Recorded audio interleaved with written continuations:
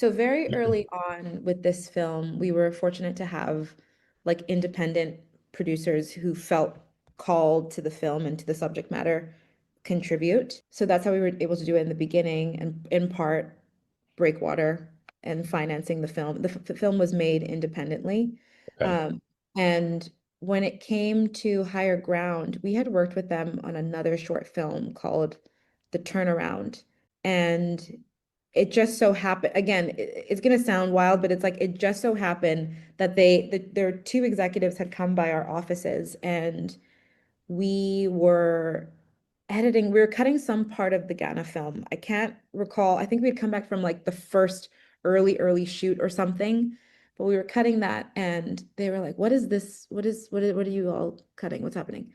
And we told them about the film, and they're like, "Oh, well, we would love to part. That sounds like something that would so be perfect for Higher Ground." And it was even more amazing because when we looked into it, there's that moment in the film where Kwame Nkrumah is giving the speech at the All African Peoples Conference. I always get that name wrong. And to his right, there's a dashing young man by the name of Tom Mboya, who was the person who was responsible for taking young people from the African continent to the States and allowing them access to different schooling opportunities, etc. Hmm. And one of the benefactors of that was Obama Sr.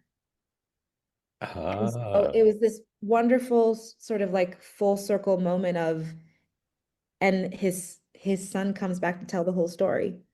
So it was from wow. the beginning, yeah, very powerful. So from the beginning, it just felt like the perfect connection. And I think in our wildest dreams, working with Higher Ground was that dream. We just thought of, the connection with, we didn't know about the connection with Tom and Boya, but just thinking about a person who speaks across all aisles and is that formal